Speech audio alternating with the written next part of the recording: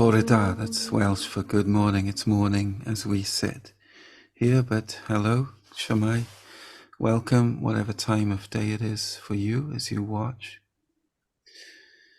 Joe, Malcolm and I are about to share with you part of the Gospel of Thomas. This is episode 4 in our series where we read together one time the passage that we're going to read, and then we have a short discussion.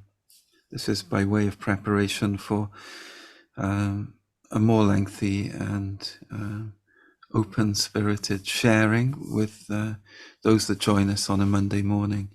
You're very welcome to join us if you never have before, or whether you have. Just get in touch with us through the School of Christian Mysticism website. So you can just type that in, the School of Christian Mysticism, you'll find us. Look for the email on the contacts page and then write to us, and we can give you the details so that you can join us live. You can do the same thing for morning prayer. But now we are going in this episode to read and discuss the Logion 15 to 19 inclusive. So without more ado, let's begin.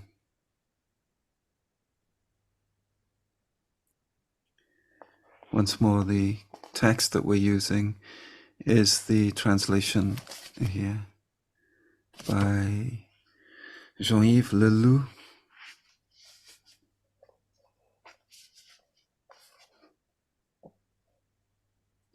So beginning at 15, which in this book is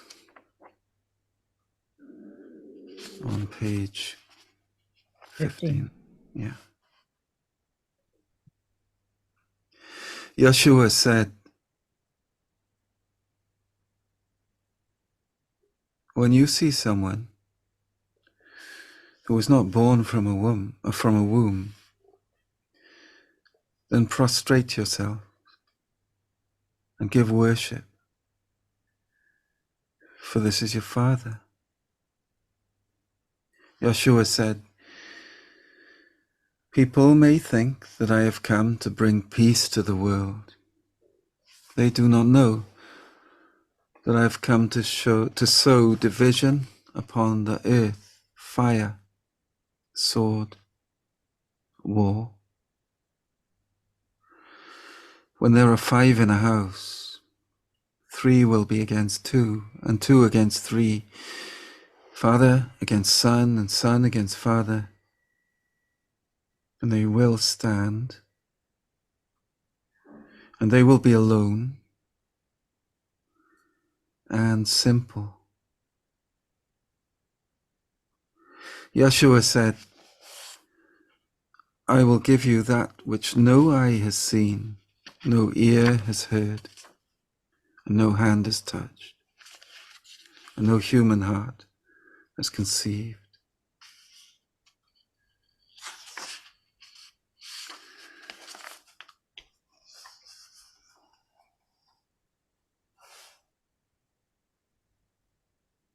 The disciples asked Yeshua, "Tell us, what will be our end?" Yeshua answered, "What do you know of the beginning, so that you now seek the end? Where the beginning is, the end will also be. Blessed are those who abide in the beginning, for they will know the end and will not taste death."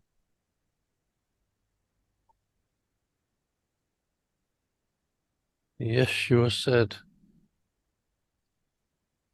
"Blessed is the one who is before existing. If you become my disciples and listen to my words, these stones will serve you. In paradise, there are 5 trees that do not change from summer to winter. Their leaves do not fall. Whoever knows them will not taste death.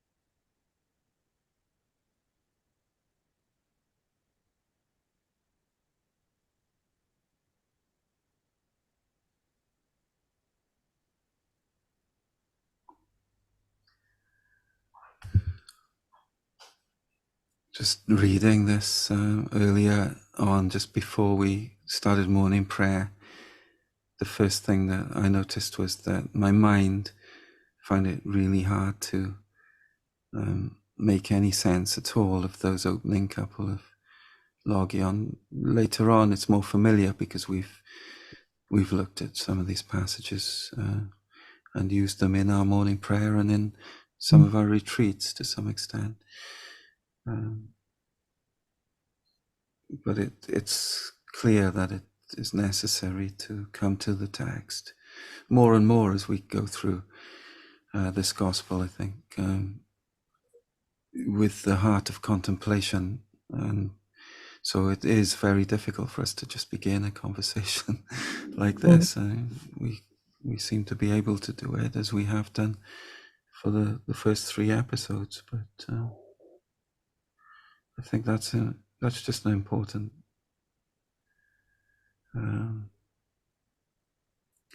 aspect of all of this to stress. The meaning is well below the surface of the intellect. But, though we will try to speak with our intellects, at least somewhere.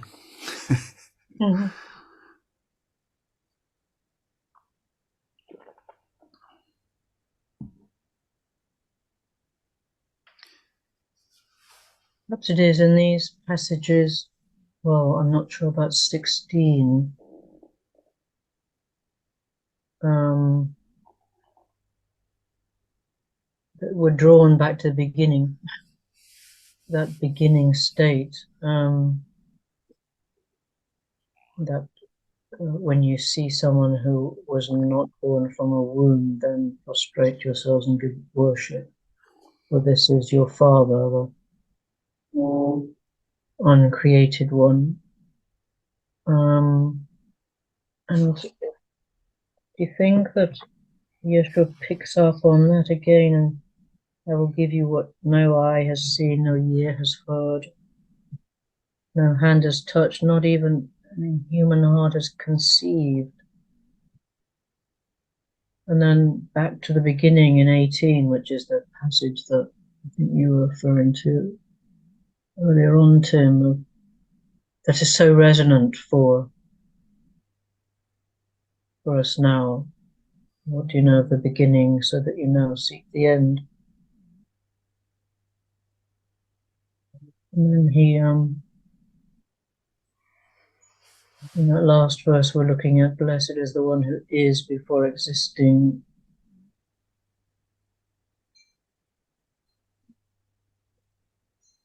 That's what I'm feeling, that we're drawn back. And I love the 5 trees. In paradise, there are 5 trees that do not change from summer to winter. Their leaves do not fall, and whoever knows them will not taste death. I love those 5 trees.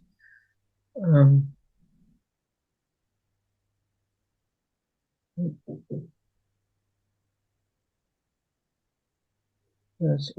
ever living.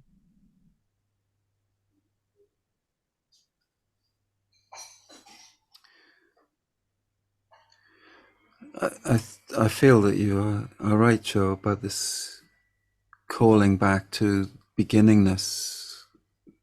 It's coming through again, and as you were speaking, then I was called back to that moment that we looked at last week, where Jesus is saying, well, basically, like the synoptic gospels, who do you say that I am? So, what do you think I'm like? Or what? And Peter says what he thinks, something like an angel, and somebody else says, well, you're like a wise prophet. But Thomas says, well, I can't say what you're like. And so Jesus takes him and says, I'm no longer your master. You don't need a master now. You've drunk from and are drunken with the very source from which, the bubbling source, that source of all potentiality, that beginningness, that Genesis from which I am, from which I am. I can't remember the exact phrases, but this Thomas then, in this moment, is reborn. If is reborn as his origin, and therefore is perhaps could be said to be one not born of a womb. And now I'm remembering chapter 3 of John's Gospel, where Nicodemus is told, well, if you're going to enter the kingdom of God, you've got to be born again of spirit and water, the ruach, the breath of God, and the maya, the original water, the water from which God separates the sky, and the beginningness water, the origin. So yeah, with this, so how's it going to all end? Well, come back to the beginning. Yes. You stand in the beginning, in the beginningness, in that, Genesis.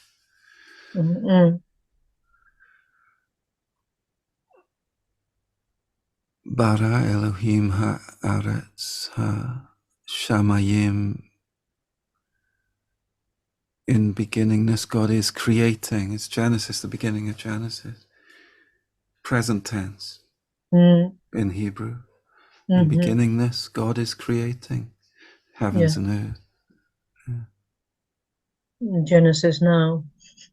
Yeah, all the time. And therefore, in this, we realize ourselves, or each other, not born of womb. This is eternity. This is the eternal.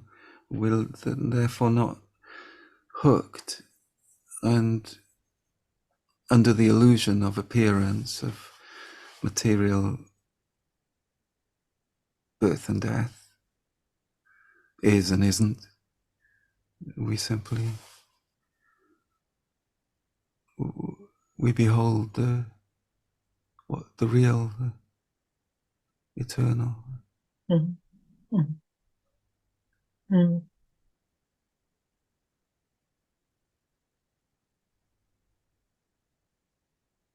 Yeah, the world we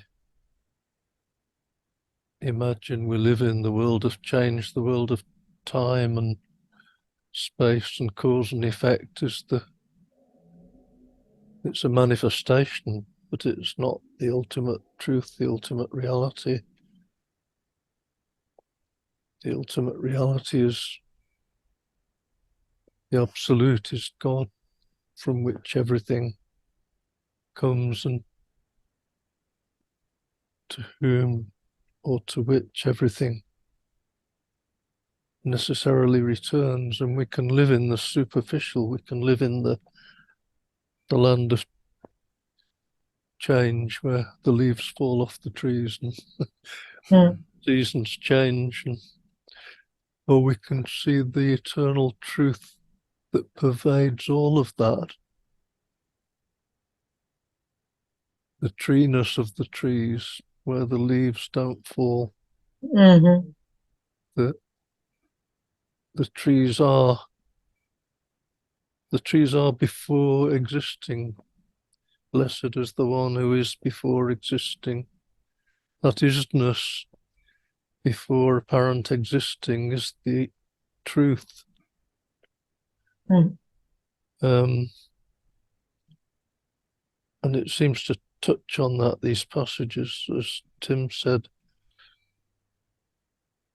That truth isn't born from the womb, that's the reality. What's born from the womb is the world of change, of leaves falling. Mm. And the truth is that which no eye has seen, no ear has heard, no hand has touched, no human heart has conceived. That's our beginning and that's the end. Mm. And the difficult one, the 16 one, that Yes. think I've come to bring peace into the world, but I've come to sow division, people against people. And perhaps that relates to those who see the eternal truth that pervades everything, which is the only truth, and those who live in the apparent, in the manifestation, without being able to see the underlying truth. Because there is a great division between those two. You're looking either one way or the other. It's a, in a sense, that's the only kind of choice we make. Do we look at the truth that is the one who is before existing, or do we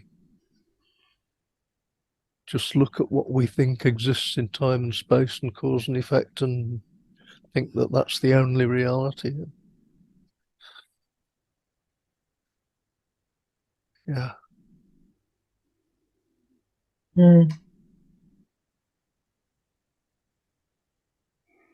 I really like the last line of that Logion where it says, and they will stand, and they will be alone and simple.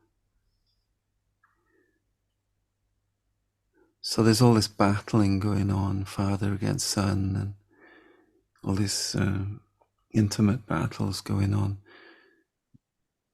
within us. And the world of manifestation is here for us, and we can perceive it, and we can even, it seems, agree with each other that this is green or this is blue. Whether we're seeing the same thing is another thing, but we've got enough in common to be able to see that. And this is a tree, this is a bird, and then by doing that, we're kind of separating it all out, and we're making concepts out of it all. But the reality of it remains. And we talk about manifestation as being illusion, and that's illusion because it's not something that we can grasp and hold to account and solidify and make permanent or anything like that. Well, we can't do that with our physical lives, and we can't do that really with anything because everything is changing all the time. But we can see that no matter where we are in our life, whatever's happening to us, whether it's joyful or suffering or a mixture of those things and many other emotions and or circumstances and everything else, we can see that, well, everything changes in this manifestation. But that which is eternal remains. Those 5 trees in the garden, they're not changing. So if we're suffering now, well, this suffering will pass.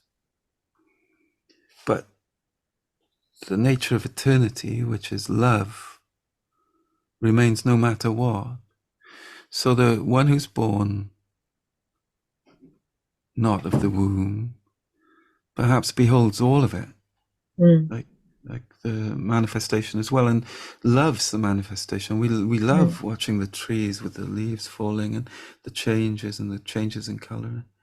It's to be enjoyed, isn't it? But it can be enjoyed with our eternal nature, not worrying about the passing phases.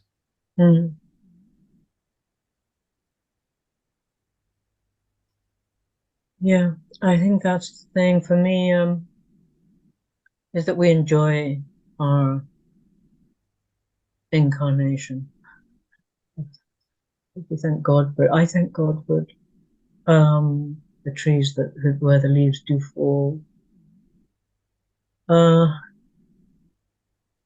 But the glory of it, the loveliness of it is related to its eternity. It's related to its beauty, eternal beauty. I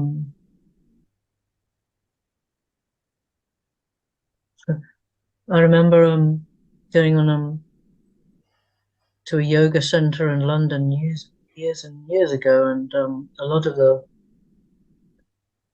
teachers there had been on retreat all night. I think for days on end. They've been chanting continuously and this sort of thing, and and one of their number hadn't been, and he was kind of in this area where I was, and one guy came out from the retreat, and he greeted the other guy, and he said, "Are you enjoying your Maya?" And I've never forgotten that. Are you enjoying your Maya? And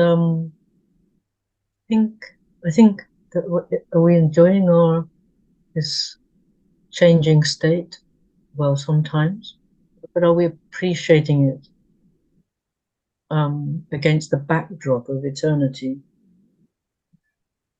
If that's not, well, it's a very dualistic thing to say, but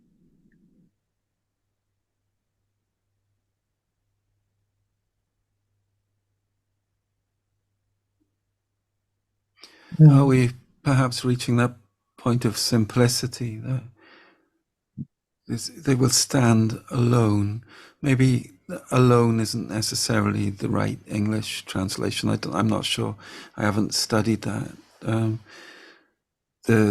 What's underneath Jean Leloux's translation, but it may be the stand in oneness and simplicity.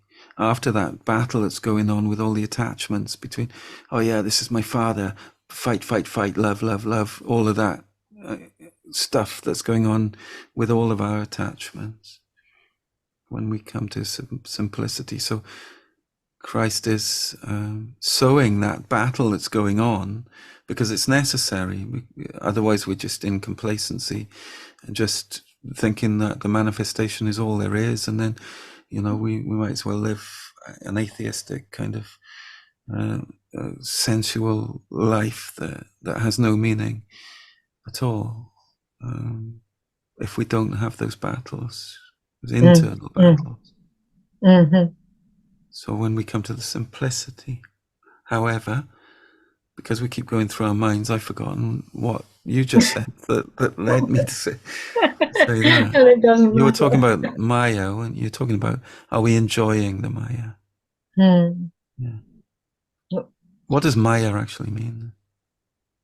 Well, Malcolm, you might help here, but I have it in my mind that it's illusion, that it's the world of illusion. Is that how you understand it, Malcolm? That's how I understood it at the time. Yeah, so Maya is the power that creates the world that we perceive and believe we live in. And that's not unreal. It's not saying the world isn't real. It's saying that it's a manifestation of what's real. It's not. Yes. Not in itself. real. Yes. Not of itself real, has no independent reality. Mm. I'm reminded of the canticle you used for us this morning, Tim, that strive to be in the right state of mind and you'll find God. You'll see that everything will become God for you. Everything. And that's the source. That's where everything begins and where everything ends. But everything is still there. It's not unreal. It's not denying the reality. It's just saying that's not the ultimate reality. It's a manifestation. It's manifestation.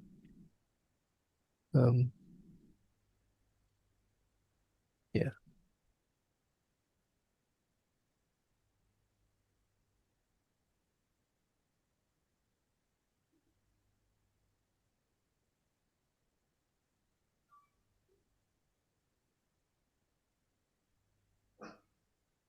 We sort of impose time and space and cause and effect on things that are all actually now. Yeah. Yeah.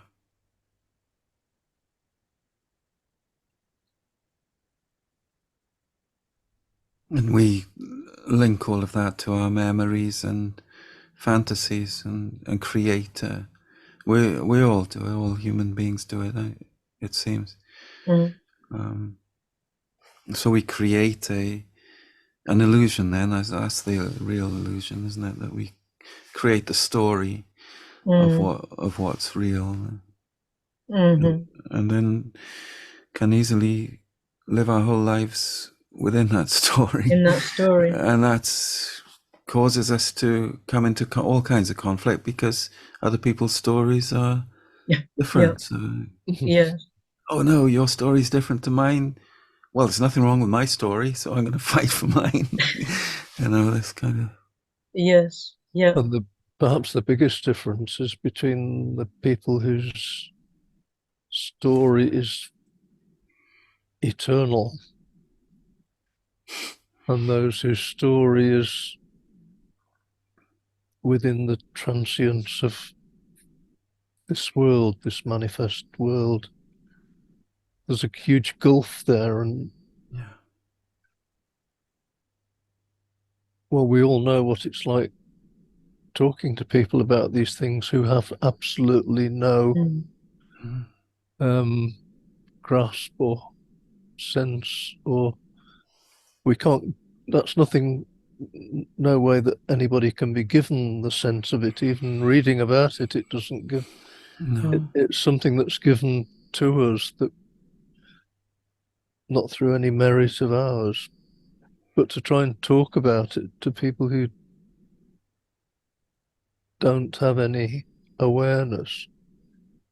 There is a huge gulf, and even within the church this happens, and perhaps especially within the church this happens. Yeah. And between faiths as well, very often. Usually not by people who deeply engage with their faith, but the perception of faith, because religion tends to be understood as something that presents what eternity is. And so if you're religious, if you follow a religion and you read all the right words and say to yourself, yes, I believe this, this, and this, and this, it's easy to think with the brain, oh, I've got a real grip on the manifestation and eternity because I'm religious. And then you've got but then those are stories, and those stories come into conflict then, and that's why we get, I guess, religious hatred and hatred from within, a faith that somehow does come into contact with love. Yeah, that is love, essentially. Yeah, God is love, but I'm going to fight you for my version of this love. Yeah, for my version of it, my story. Yeah, I think it has the sadness, but I think the words, little phrase you used, Malcolm, earlier on, is that it is not real of itself. I think that I think was that everything else has a reality, but it is not real of itself, apart from the real, the beginningness, the unbornness. I was thinking about if you meet the Buddha on the road, kill him. That Buddhist injunction, and yeah, if you think you've got it, if you think you get it, if you think you see it, feel it, etc., then and this, I think this brings in 16. I've come to say division. It's like we're saying, really. It's like you're saying about the misfortune of the different religions and the church's attachment to their particular story, and that when we become attached to, I love life, I love the incarnation, but for example, but if I become attached to it and it as if it were the real, then that's when fire, sword, and war is required. Yeah, I think religions that are based in concepts have to be wrong. Any concept is wrong. And Yeshua says that here, I will give you that which no eye has seen, no ear has heard, no hand has touched, no human heart has conceived. The truth is beyond concept. So any concept, and that's any form of words we use, really. Silence is the only possible approach to truth in the end. No human heart has conceived. There cannot be any concept that is ultimately true. And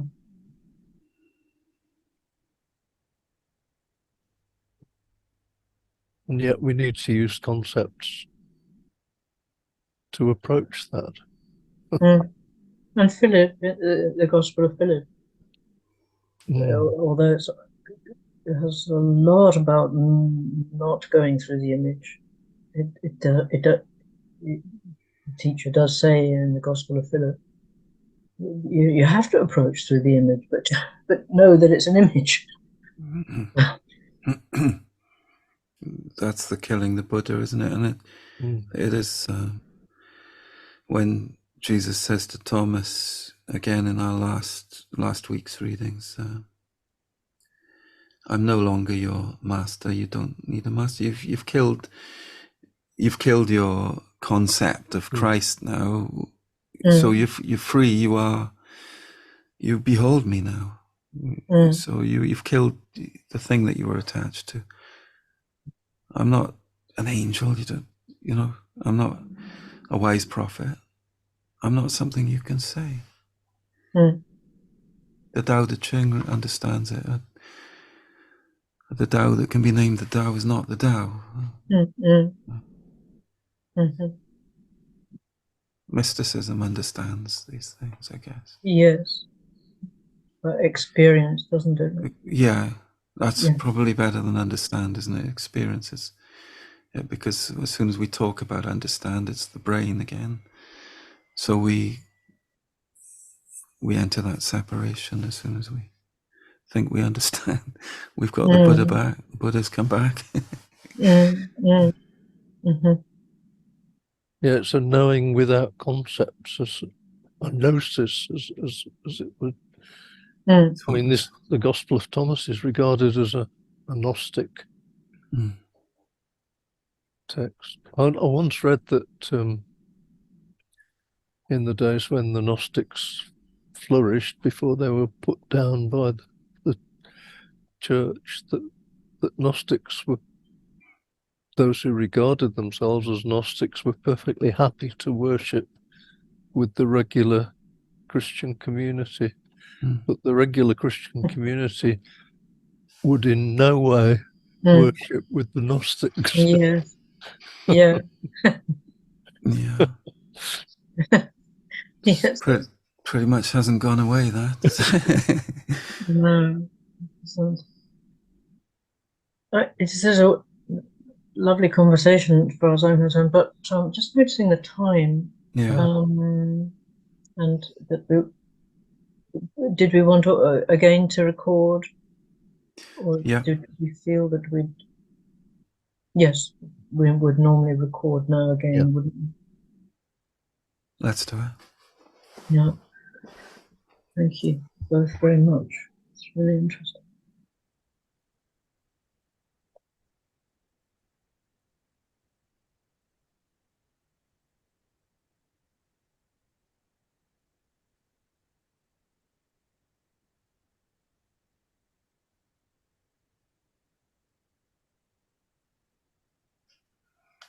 I started and I saw if I read it through once, then we'll break for a couple of minutes, 2 or 3 minutes, and then Joe, and then Malcolm. The whole text this time. Yeah.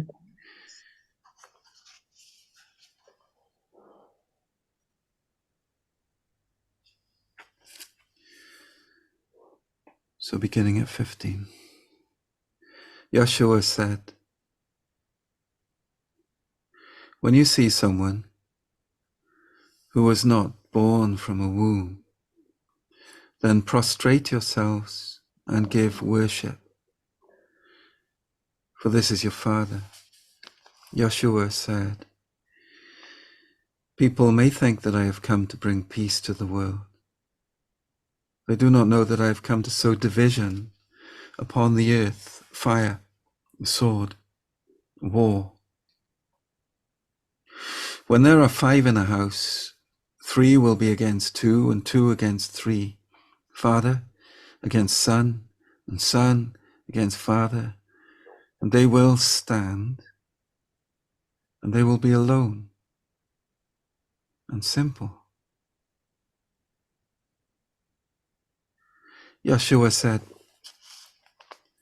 I will give you that which no eye has seen, no ear has heard, no hand has touched, and no human heart has conceived. The disciples asked Yeshua, tell us, what will be our end? Yeshua answered, what do you know of the beginning, so that you now seek the end? Where the beginning is, the end will also be. Blessed are those who abide in the beginning, for they will know the end and will not taste death. Yeshua said, blessed is the one who is before existing. If you become my disciples and listen to my words, these stones will serve you. In paradise, there are 5 trees that do not change from summer to winter. Their leaves do not fall. Whoever knows them will not taste death.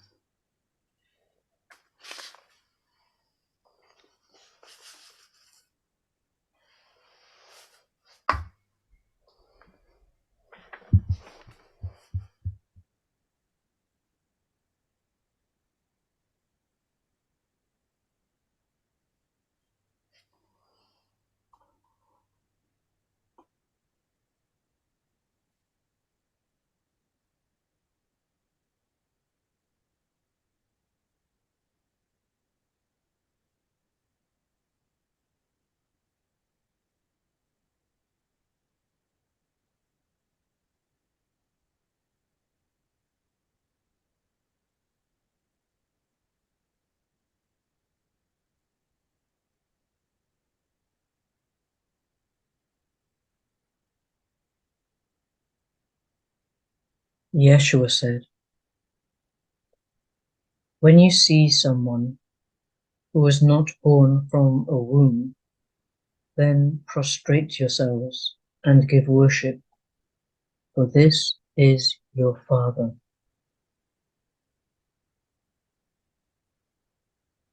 Yeshua said, people may think that I have come to bring peace to the world. They do not know that I have come to sow division upon the earth, fire, sword, war. When there are 5 in a house, 3 will be against 2, and 2 against 3, father against son, and son against father. And they will stand, and they will be alone and simple. Yeshua said, I will give you that which no eye has seen, no ear has heard, no hand has touched, and no human heart has conceived. The disciples asked Yeshua, tell us, what will be our end? Yeshua answered, what do you know of the beginning, so that you now seek the end? Where the beginning is, the end will also be. Blessed are those who abide in the beginning, for they will know the end and will not taste death. Yeshua said, blessed is the one who is before existing. If you become my disciples and listen to my words, these stones will serve you. In paradise there are 5 trees. They do not change from summer to winter. Their leaves do not fall. Whoever knows them will not taste death.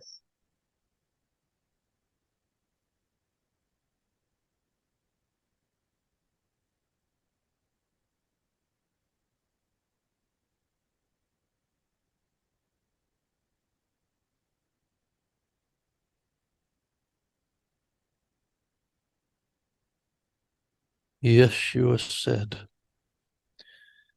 when you see someone who was not born from a womb, then prostrate yourselves and give worship, for this is your Father. Yeshua said, people may think that I have come to bring peace to the world. They do not know that I have come to sow division upon the earth, fire, sword, war. When there are 5 in a house, 3 will be against 2, and 2 against 3, father against son, and son against father. And they will stand, and they will be alone and simple.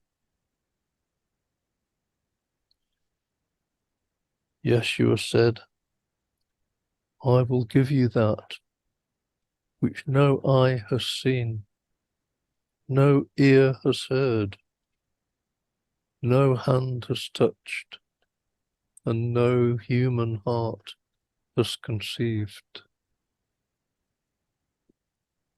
The disciples asked Yeshua, tell us, what will be our end? Yeshua answered, what do you know of the beginning, so that you now seek the end? Where the beginning is, the end will also be.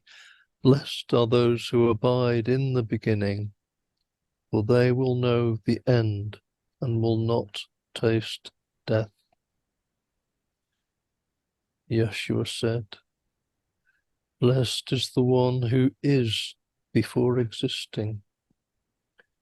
If you become my disciples and listen to my words, these stones will serve you.